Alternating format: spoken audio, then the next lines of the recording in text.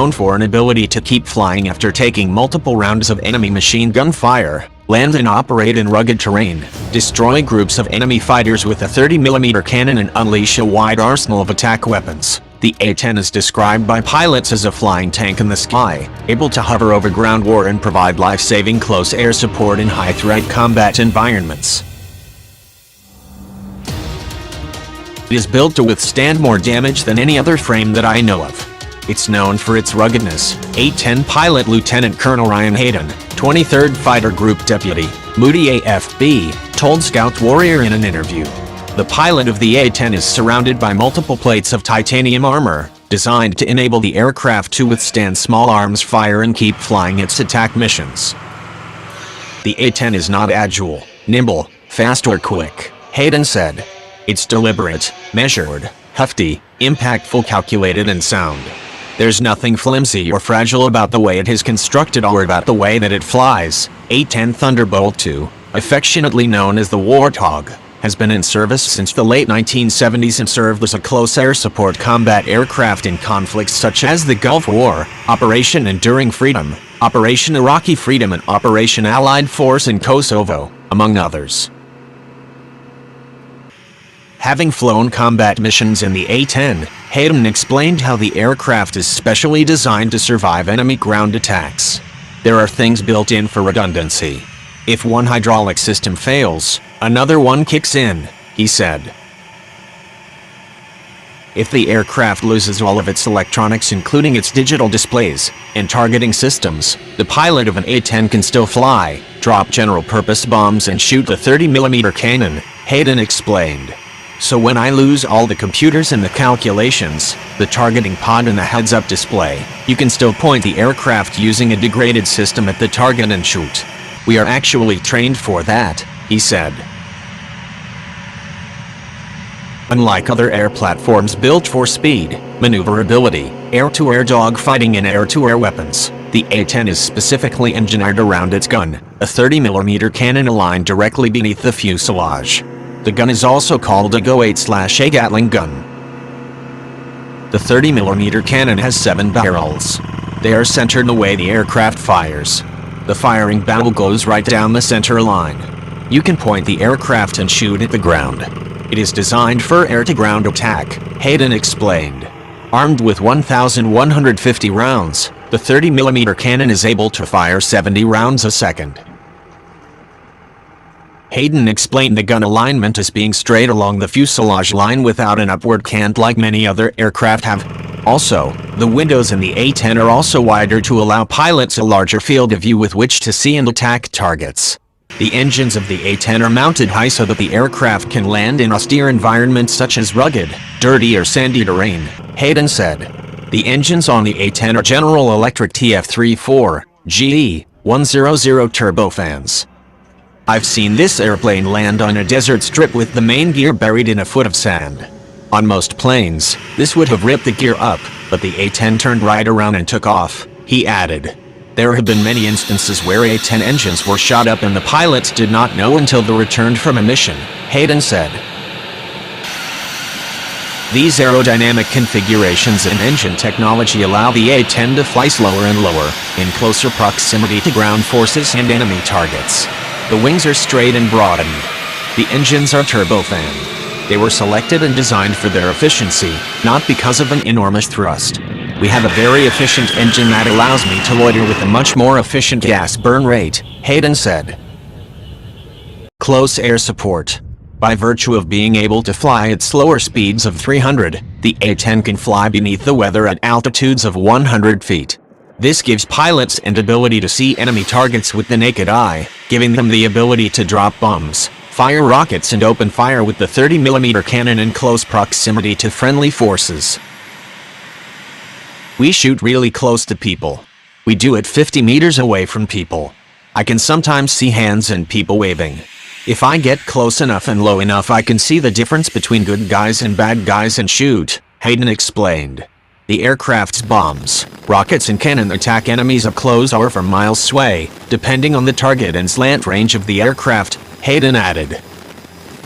We deliver the munitions by actually going from a base position, then pointing the jet at the ground and then pulling the trigger once we reach the desired range, he explained. The A-10 uses both Lightning and Sniper pods engineered with infrared and electro-optical sensors able to find targets for the pilot. The aircraft uses the same targeting pod as F-15E and F-16. However, most of the fighters can't transition between the two targeting pods, and we can, based on our software, Hayden said. The A-10 carries a full complement of weapons to include Joint Direct Attack Munitions, or JDAM GPS-guided bombs. Its arsenal includes GBU-38s, GBU-31s, GBU-54s, MK-82s, MK-84s, AGM-65s, Maverick missiles, AIM-9 Sidewinder missiles and rockets, along with illumination flares, jammer pods and other protective countermeasures. The aircraft can carry 16,000 pounds of mixed ordnance, 8 can fly under the wings and 3 under fuselage pylon station, Air Force statements said. A-10 Avionics Technology. Pilots flying attack missions in the aircraft communicate with other aircraft and ground forces using radios and a data link known as Link 16. Pilots can also text message with other aircraft and across platforms, Hayden added. The cockpit is engineered with what is called the CAS cockpit, for Common Avionics Architecture System, which includes moving digital map displays, and various screens showing pertinent information such as altitude, elevation, surrounding terrain and target data. A-10 pilots also wear a high-tech helmet which enables them to look at targeting video on a helmet display. I can project my targeting pod video into my eye so I can see the field of view. If something shoots at me, I can target it simply by looking at it, he explained.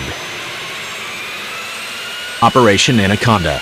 During the early months of combat in Operation Enduring Freedom, in a battle known as Operation Anaconda, Hayden's A-10 wound up in a fast-moving, dynamic combat circumstance wherein U.S. military were attacking Taliban fighters in the Afghan mountains. During the mission in March of 2002, Hayden was able to see and destroy Taliban anti-aircraft artillery, guns and troop positions.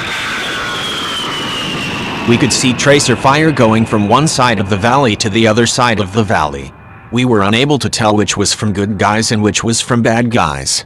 Using close air support procedures in conjunction with our sensors on board, we deconstructed the tactical situation and then shot, he said. The future of the A-10. Many lawmakers, observers, veterans, analysts, pilots and members of the military have been following the unfolding developments regarding the Air Force's plans for the A-10. Citing budgetary reasons, Air Force leaders had said they plan to begin retiring its fleet of A-10s as soon as this year.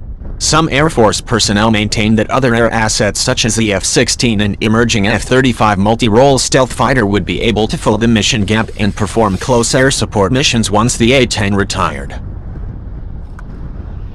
However, a chorus of concern from lawmakers and the A-10's exemplary performance in the ongoing air attacks against ISIS has led the Air Force to extend the planned service life of the aircraft well into the 2020s. Despite the claim that other air assets could pick up the close air support mission, advocates for the A-10 consistently state that the platform has an unmatched ability to protect ground troops and perform the close air support mission. Now, the Air Force has begun a three-pronged strategy to replace or sustain the A-10, which involves looking at ways to upgrade and preserve the existing aircraft, assessing what platforms might be available on the market today, or designing a new close air support airplane. Sending the close air support aircraft to the boneyard would save an estimated $4.2 billion over 5 years alone, Air Force officials previously said.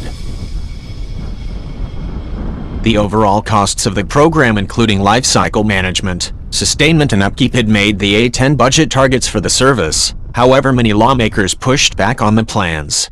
There have been many advocates for the A-10 among lawmakers who have publicly questioned the prior Air Force strategy to retire the aircraft. Last year, Senator Kelly Ayotte, RNH, and Senator John McCain have been among some of the most vocal supporters of the A-10.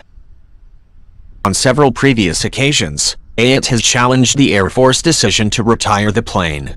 The A-10 has saved many American lives, and Senator Ayotte is concerned that the Air Force might prematurely eliminate the A-10 before there is a replacement aircraft, creating a dangerous close air support capability gap that could put our troops at risk, an Ayotte official said last year.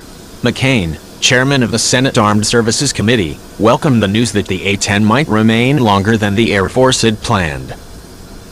"I welcome reports that the Air Force has decided to keep the A-10 aircraft flying through fiscal year 2017, ensuring our troops have the vital close air support they need for missions around the world. Today, the A-10 fleet is playing an indispensable role in the fight against ISIL in Iraq and assisting NATO's efforts to deter Russian aggression in Eastern Europe," McCain said in a statement last year.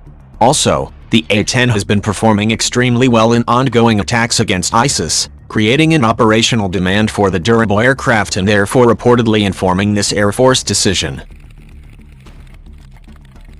With growing global chaos and turmoil on the rise, we simply cannot afford to prematurely retire the best close air support weapon in our arsenal without fielding a proper replacement.